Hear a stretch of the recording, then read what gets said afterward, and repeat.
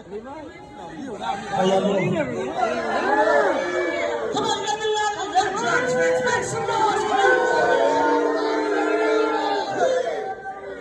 Oh my goodness. Good to see you, my man. Good to see you, baby. Always. Always. And I know you are diehard Giants fans, just like these fans right here, right? Yeah, man. But let me ask you a question. How many are down with E-40 since day one, Bay Area? Come on, make some noise. Yes, indeed. Homegrown.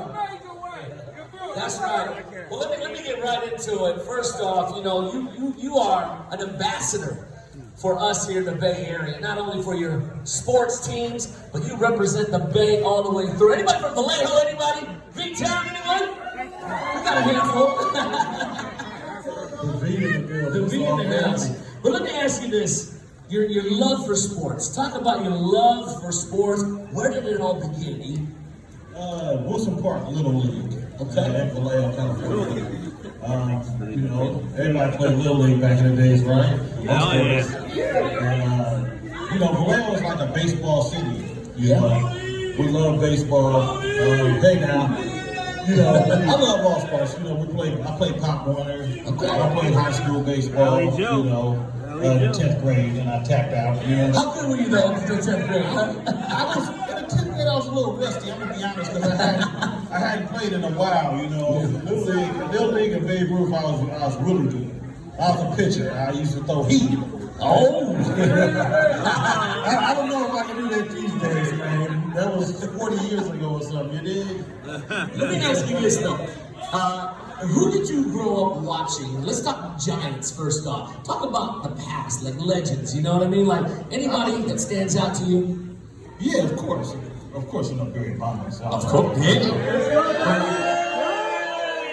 But before that, it was people like Gerald Evans and Willie McCovey. Yes. People always mention Will Clark, but I say Jack Clark. You know what I'm saying? Oh, you go back? Okay. Way back. You know what I'm saying? How about little Jeffrey Leonard? Come on, Jeffrey Leonard. Jeffrey Leonard was dope. Of course, only Busters I like is Buster Rhyme and Buster Posey. Oh, you know it. Well, you talked about some of the past Giants players. Talk about perhaps any of the current players, within the last 5 to 10 years. You talk about Buster Posey. I know, he retired, and we miss him. But man, he created some great memories for us over here. Any of the other guys, within the last 5 to 10 that you really say, man, that's my guy. Bill and Crawford, man. They remind me of Steph and and Clay. Oh yeah. I mean, they the originals, right? Yeah. Yeah. You know what I'm saying? That's right. Well, okay, let's talk about sports for a second. You mentioned the Splash Bros. Front Row 40. You guys know about Front Row 40? This guy does not miss his team sports. Come on, make some noise for that. He's right there, ups and downs, and I gotta tell you, we're talking about some parades. We just had one on Monday. Shout out Dub Nation. Any fans in the house? Hey, but think about this. What we've had since 2010 Giants, 12, 14, 15, 17 with the war, all that, till now, we are in a decade plus. We're a dynasty in the Bay. Talk about we would have been in the World Series if they didn't make that old fake ass call. We all know what happened. That's the truth. That wasn't no text wing. That wasn't no, We got shafted Giants fans, you know that. Yeah. But hey, we're rebuilding again. Kapler, what he's done. Have you met the guys, by the way? Have you met Kapler and some of these new guys that are joining the Giants? Have you? Yeah, man, Kapler, that's the guy. That's my guy. Yeah. He don't just give his cell phone number to anybody. He gave it to me. That's right. Okay. And you're tight with a lot of the players, and the players love you, they love your music. Let's talk about the music first off. Some of the music, come on, you guys are fans of E-40 and his music. By the way, I saw somebody here with a Sick With It jersey. Where's that guy at? Look, turn around, show me right there. Look at that, bro. Yeah, that's Sick With It. He was here when you won that game. Let's talk about the music. first off. So you talked about a little bit of sports, you played, you know, Pop Warner, you did some baseball, did all that. But when did the music become your passion? At what age, out of Vallejo, what inspired and sparked E-40's career? Always have loved music because my daddy and my mom, both of them played old school, like 60s and 70s music, you know, late 60s, early 70s, and I just grew up with music. I wanted to, when in 4th grade, I joined the band playing drums. Really? Yeah.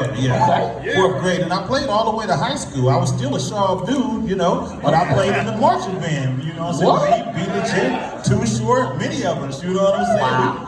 We played the marching band. That showed the love and compassion we have for music. Back then, they didn't have Pro Tools and, you know, stuff like that. They just had, everything was done manually. We just did what we can do. So anyway, you know, and I heard the Sugar Hill Gang, which is an old school rap group. And you guys know How many remember the Sugar Hill? They sung a song called Rapper's Delight. Yes. Which is like a 10-minute track, by the It was way. like a 10-minute track, and they used to play it on the radio, but I've never, what's that, what you got? Is that One Love? What is that? That's Element of Surprise? That's Element of Surprise CD? That's the vinyl. That's the vinyl, man. Hell yeah, that's classic, baby. I got you. Yeah, so you know. Sugar Hill Gang kind of inspired you. Well, 1979. I remember this like it was yesterday. I was 11 years old in the 7th grade, right? And I heard it on the radio. I'm like, what is this? Yeah. That's fucking cool. The rhymes, right? The beats. And then the rest was Holy shit! So now, when you started that though, I mean, were you selling tapes from the trunks? Like a lot of these rappers? Yeah, man. So look, 7th grade, you know, I just started rapping from there, but I never put out a CD because I didn't know how to do it, you know? Yeah. So we made our first record in 1988. It was an EP called MVP, Most Valuable Players. It was me, D-Shot, Sugar T, and Be Legit. Yeah. And we did it independent. We didn't wait for opportunities to fall in our lap. We went ahead and took advantage of the opportunities and made it happen like we do in the Bay Area because we hustlers. That's right. That's right. We do hustle out here. And let me ask you this, though. I mean, your career has been amazing. I mean, we've been following it since day one. A lot of fans here since day one. Your style, your flow is none like anybody else. I remember listening to that in high school. I'm like, man, he's from Vallejo, he's from here. But you have a different style than anybody. How did you come about your style, man? There's nobody that touches close to what you bring. As y'all know, you know, I'm kind of comedy. You know, I like to make people laugh, put a smile on their face. You know, with my style, you know, my personality, Yes. my character, mixed in with the streets. You know, I'm from the streets. You know what I'm saying? And also, you know, listening to rappers like intelligent rappers like KRS-One. You know, Yes. Like, he taught us about Malcolm X. They didn't teach us about Malcolm X in history class. You know what I'm saying? So through rap, that taught me. Yes. So it taught me to put you know knowledge in my raps as well. Speak the real, because what I am is I have the platform to say what other people want to say, but they can't say it because it won't reach a lot of people. So I say it for them. So I'm a storyteller. I'm a commentator.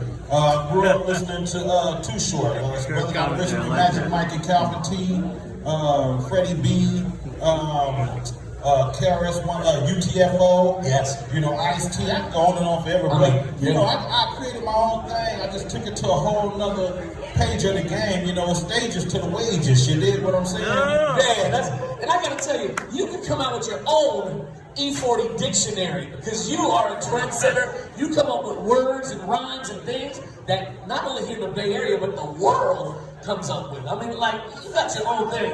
You know? Yeah, what's up, Sahab? they don't. A lot of people just be thinking I just be making up words because they game goofy. If they don't catch on till later. They think like holiday freight. You see what I'm saying? But you've been doing this since day one. That's the thing. You stay. I've been doing this since Yogi Bear was a teddy bear. Man, you gotta come out like a children's book or something, man. I definitely do. You need to, man. The children love the 40 water, man. You gotta learn it up I'm to source. approachable, you know what I'm saying? I rock with the youth, man. You dig? Okay, let's talk about this one. Another one that's pretty cool. The Goon with the Spoon. Hello. How many big fans of the E-40 products out there? E-40, the turf burritos, Come on now. Ice cream. The ice cream. Go Oh, with a spoon ice cream, 6 different flavors, baby. Look at fly with the orange. Didn't you stickle, do though. tequila? Didn't Didn't you do tequila too, or no? Ooh, come on, yeah. So let's. How many of y'all have mango scotto? Oh yeah. Let me ask you this: growing up in Vallejo, you're like close to Napa Valley. I mean, we're a foodie Bay Area town. Goon with the spoon. What? I mean, have you always wanted to do your food and the wines and all the products that you're doing now, or is it just the last recent years? Like, tell us about that. I'm a product of my own product. You know what I'm saying? I feel like, if you love food, you love food. You teach yourself. I'm self-taught. I was the oldest out of 4.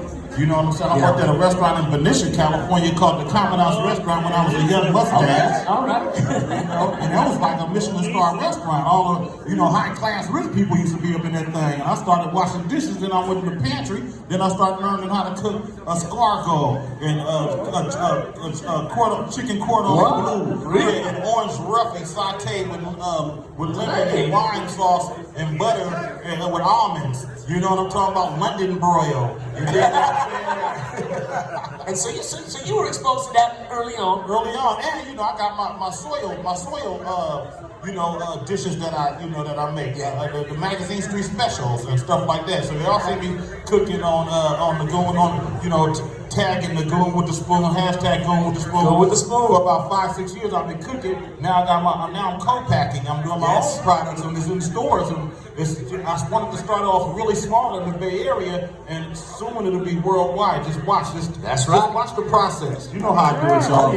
Let me ask you this: what's your wife's favorite E-40 dish when you're at home? What does she like, or what do you like cooking for her? I like to make smothered chicken for her. Okay. Because it's a comfort food. So it's a comfort food. You fry the chicken and then I make my own gravy. My mother-in-law taught me how to make my gravy. You know what I'm saying? I know how to make it. Now I'm making it. She's like, "Oh, you gonna make the gravy?" Yeah, I'm gonna make the gravy. Smothered chicken, corn, and rice, man. That's it. Wow, that's awesome stuff, man. We're gonna wrap it. We got about 5 more minutes over here. We'll have maybe 1 or 2 questions from the crowd, but.